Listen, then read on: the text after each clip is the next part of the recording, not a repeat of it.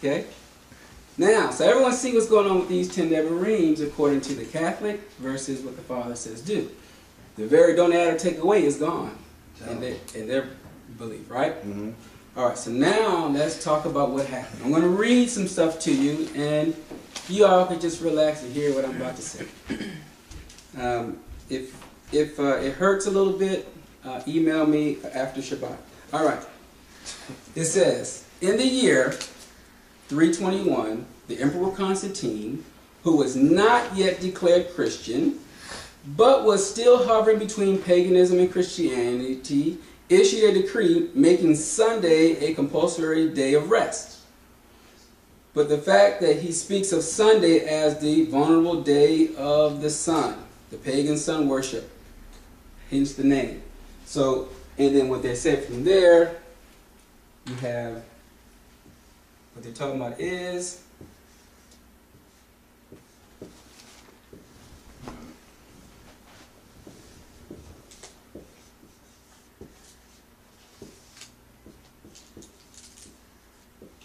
okay, everyone can see that, right? Mm-hmm.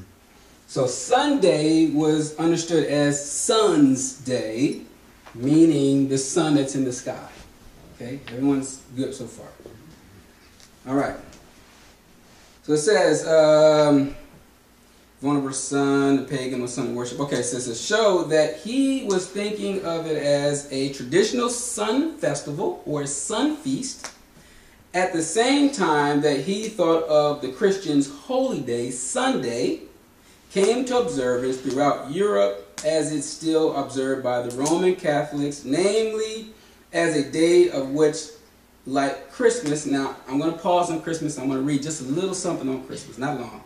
Okay, when we talk about Christmas another day, we'll go into a little bit deeper than this. Okay, according to Ramsay MacMullen, the Syriac bishop Jacob Bar Siegli wrote in the 12th century, it was a custom of the pagans to celebrate on the same 25th of December the birth of the sun, at which they kindled lights in token of the festivities.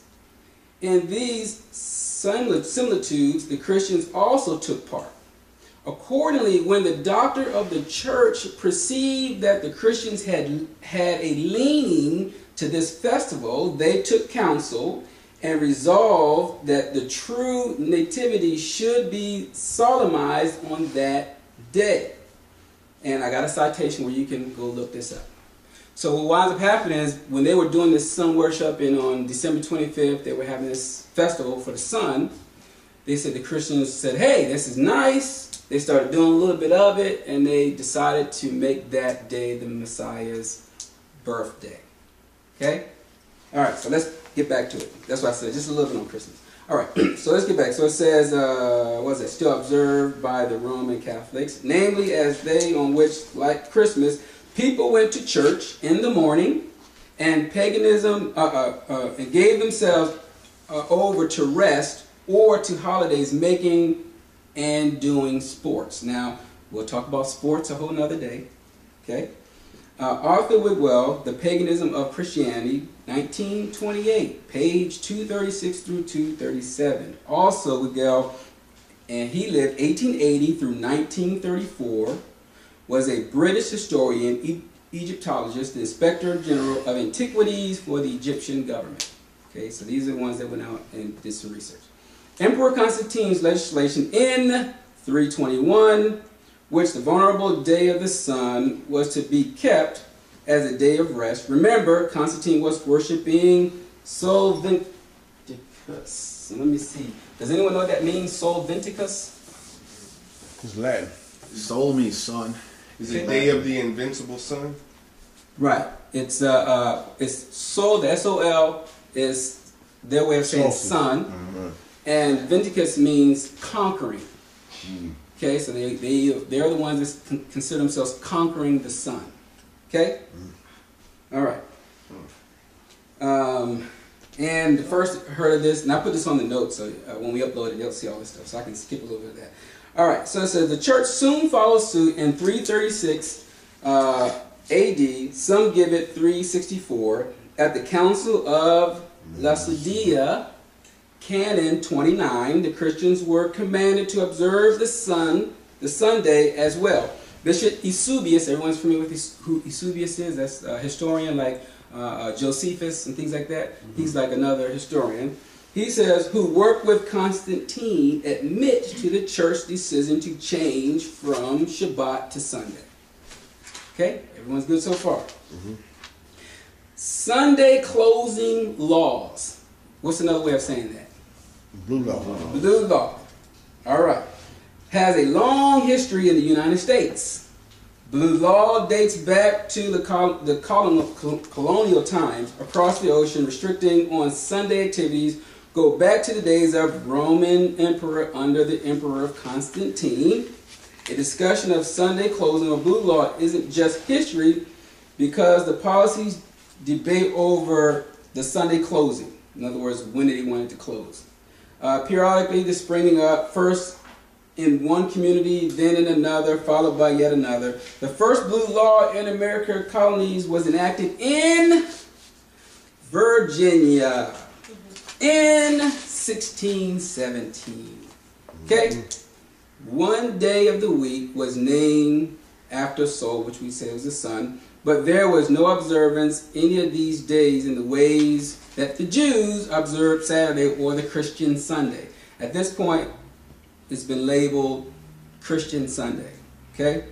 It says the first Sunday closing law was enacted by Constantine in 321 AD, and there refers to the day of the sun, a form of the basis of subsequent Christianity's legislation in this area. And I have a whole source where you can find that, so you all can get that when I upload it. The Bible says, remember that thou keep holy the Sabbath day. The Catholic Church says, no, by my divine power, I abolish the Sabbath day and command you to keep holy the first day of the week. And lo, the entire civilized world bows down in reverence, obedience to the command of the Holy Catholic Church. Father Enright, American Sentinel, June 1893. Okay? Reason and common sense demands the acceptance of one or the other of these alternatives. Either Protestants and the keeping of the Holy Saturday, or Catholics and the keeping of the Holy Sunday. Compromise is impossible. The Catholic Mirror, December 23, 1893.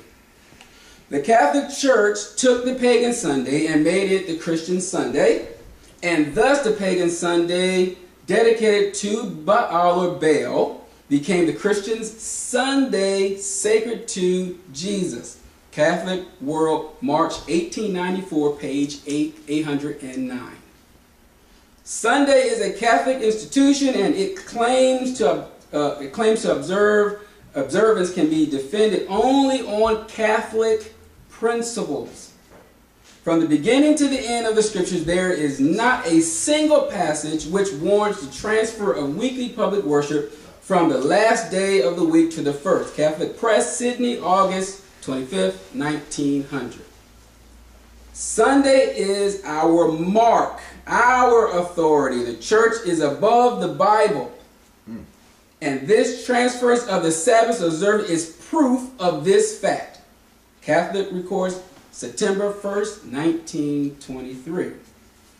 World News, Sunday Times, page 5 through 7, 1998, Pope launches crusade to save Sunday.